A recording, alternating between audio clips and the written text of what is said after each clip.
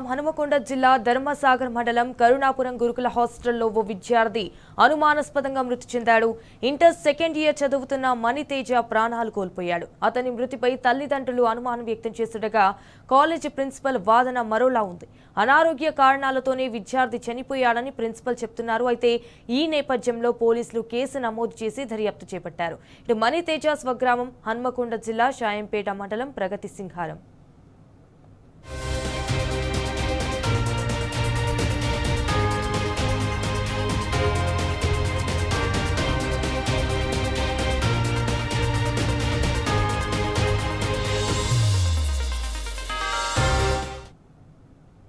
Right, ఇక incident కి సంబంధించి మరిన్ని డీటెయిల్స్ మా ప్రతినిధి రవికాంత్ ఫోన్ ఇన్ ద్వారా అందిస్తారు. రవికాంత్, చెప్పండి, ఇన్సిడెంట్ ఎలా జరిగింది, అసలు ఏం కారణాలు ఉండొచ్చు, దీనిపైన అప్డేట్స్ ఏంటి? ఇటీవలి కాలంలో హన్మకొండ జిల్లాకు సంబంధించి ఇది రెండవ మృతి. ఏదైతే హన్మకొండ జిల్లాకు సంబంధించి గురుకుల విద్యా సంస్థలకు సంబంధించిన ఈ విద్యా సంస్థల్లో ఇది రెండవ మరణంగా చెప్పుకోవాల్సి ఉంటుంది. పరకాల పట్టణంలో ఇటీవల ఒక విద్యార్థిని 10వ తరగతి విద్యార్థిని సూసైడ్ చేసుకొని చనిపోయింది. తాజాగా నిన్న హన్మకొండ జిల్లా ధర్మసాగర్ మండలం కరుణాపురం మహాత్మా జ్యోతిబా ఫులేకి సంబంధించినటువంటి బాలుర గురుకుల కళాశాలలో చదువుతున్న విద్యార్థి మణితేజ ఇంటర్ ఎంపీసీ సంవత్సరం చదువుతున్నాడు. బత్తిని మణితేజ. ఇతని మృతి పైన అనుమానాలు ఉన్నాయని చెప్పి ఇతని తల్లిదండ్రులు కూడా ధర్మసాగర్ పోలీస్ స్టేషన్ లో ఫిర్యాదు చేసిన సందర్భం అయితే మనకు స్పష్టంగా కనిపిస్తా ఉంది. మృతికి సంబంధించి అనుమానాలు ఉన్నాయని చెప్తా ఉన్నారు. ఇటీవలి కాలంలో మనం చూసినట్టయితే విద్యార్థులకు సంబంధించినటువంటి డైట్ విషయంలో కావచ్చు, అక్కడ వసతుల విషయంలో కావచ్చు, వాళ్ళ విద్యార్థులకు సంబంధించిన ఒత్తిళ్లు కూడా మనకు స్పష్టంగా కనిపిస్తా ఉన్నాయి. ఇవేమన్నా అంశాలైనా అయి ఉంటాయన్నటువంటి అనుమానం కూడా వ్యక్తమవుతుంది. అయితే కళాశాలకు సంబంధించి ఈ కళాశాలకు సంబంధించినటువంటి ఇన్ఛార్జ్ ప్రిన్సిపాల్ మాత్రం అనారోగ్య కారణాల వల్ల చనిపోయాడని చెప్తా ఉన్నారు. అనారోగ్య కారణాల వల్ల చనిపోయే పరిస్థితి ఉంటే అతనికి ముందే అతను చెప్పే విషయం ప్రకారం, ఏదైతే ఇన్ఛార్జ్ ప్రిన్సిపాల్ చెప్పే విషయం ప్రకారం గ్రౌండ్ లో ఆడుకుంటుండగా అక్కడ ఆయన కుప్పకూలిపోయాడు. అతన్ని వెంటనే మేము ఆసుపత్రికి తరలించామని చెప్తా ఉన్నాను. అంటే అనారోగ్య పరిస్థితులు ఉంటే డాక్టర్లకు సంబంధించినటువంటి వైద్య సిబ్బంది ఉంటుంది, అక్కడ ఉన్నటువంటి వార్డెన్ కావచ్చు, ప్రిన్సిపాల్ కావచ్చు, ఇతర సిబ్బంది అతనికి నువ్వు ఆటలాడినట్టయితే, ఇతర ఫిజికల్ గా స్ట్రెయిన్ అయినట్టయితే నీకు ఆరోగ్య సమస్యలు వస్తాయనే విధంగా వాళ్ళు హెచ్చరించి ఉండేవాళ్ళు. ఇది ఏం కారణం అనేది మాత్రం ఇంకా ప్రధానంగా తెలియాల్సి ఉంది. తల్లిదండ్రులు ఇచ్చినటువంటి ఫిర్యాదుకు సంబంధించి ఈ మృతి విషయంలో మాకు అనుమానాలు ఉన్నాయన్నటువంటి ఫిర్యాదు నేపథ్యంలో ప్రస్తుతానికైతే ఫిర్యాదును కేసు నమోదు చేసుకున్న ధర్మసాగర్ పోలీసులు అయితే దీని పట్ల ఒక విచారణ అయితే కొనసాగిస్తున్న సందర్భం అయితే మనకు కనిపిస్తా ఉంది. పూర్తి స్థాయిలో నిన్న ఉదయం జరిగిన తర్వాత తల్లిదండ్రులకు ఫోన్ చేసినటువంటి అక్కడ ఉన్నటువంటి గురుకుల కళాశాల నిర్వాహకులు వాళ్ళంతా కూడా మీ బాబు కింద పడిపోయాడు అన్నటువంటి సమాచారం తల్లిదండ్రులకు ఇచ్చిన పరిస్థితి. ఈ క్రమంలోనే ఎంజిఎం కు తరలిస్తుండగా చనిపోయినట్లుగా ఇన్ఛార్జ్ ప్రిన్సిపాల్ ఉన్న సందర్భం కనిపిస్తా ఉంది.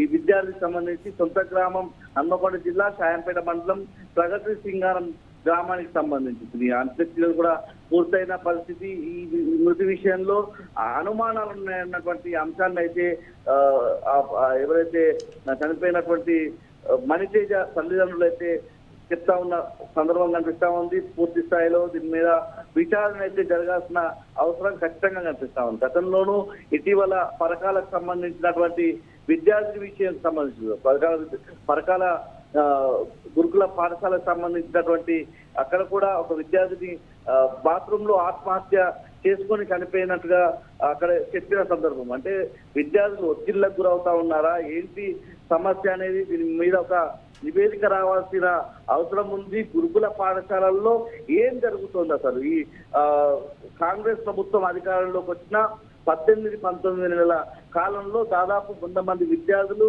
ఆత్మహత్యలు కావచ్చు, అనారోగ్య బారిన పడడమే కావచ్చు, ఫుడ్ పాయిజన్ 100 మంది వరకు విద్యార్థులు చనిపోయిన సందర్భంలో దీనిపైన ఒక సమగ్ర విచారణ అయితే గురుకుల పాఠశాలలో ఏం జరుగుతుంది, అసలు విద్యార్థుల సమస్యలు ఏంటి, అనారోగ్యానికి గురవుతా ఉన్నారు, అస్వస్థతకు గురవుతా ఉన్నారు, ఇలా ఆత్మహత్యలకు పాల్పడతా ఉన్న సందర్భం పట్ల ఒక సమగ్ర విచారణ అయితే జరగాల్సిన అవసరం కనిపిస్తా ఉంది.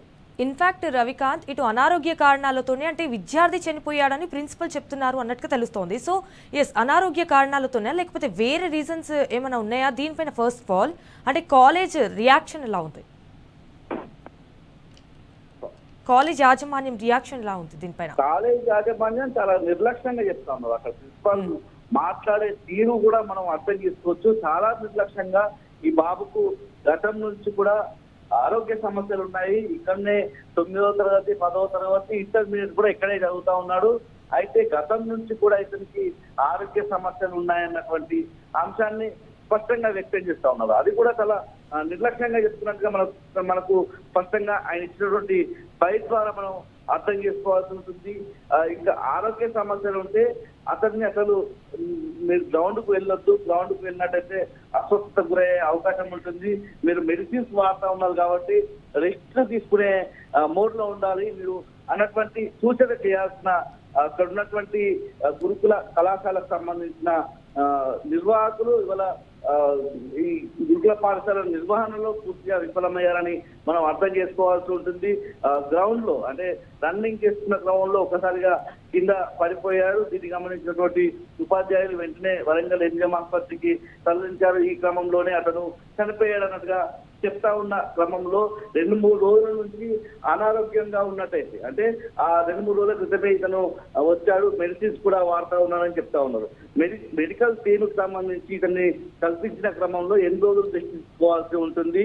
ఆ రెస్ట్ కి సంబంధించి తీసుకునే క్రమంలో భాగంగా మెడిసిన్ ఎలాంటి మెడిసిన్ వాడుతూ ఉన్నాడు ఇవన్నీ కూడా పర్యవేక్షణ చేయాల్సినటువంటి యాజమాన్యం, గురుకుల పాఠశాల యాజమాన్యం పూర్తిగా నిర్లక్ష్యమే వహించిందని మనం అర్థం చేసుకోవాల్సి ఉంటుంది. పూర్తి స్థాయిలో ఈ మరణం పట్ల అనుమానాలను అయితే మణితేజ తల్లిదండ్రులు వ్యక్తం చేస్తా ఉన్నారు. పూర్తి స్థాయిలో ఈ అంశానికి సంబంధించి ధర్మసాగర్ పోలీసులు అయితే విచారణ కొనసాగిస్తున్నారు. All right Ravikant, thank you for the updates.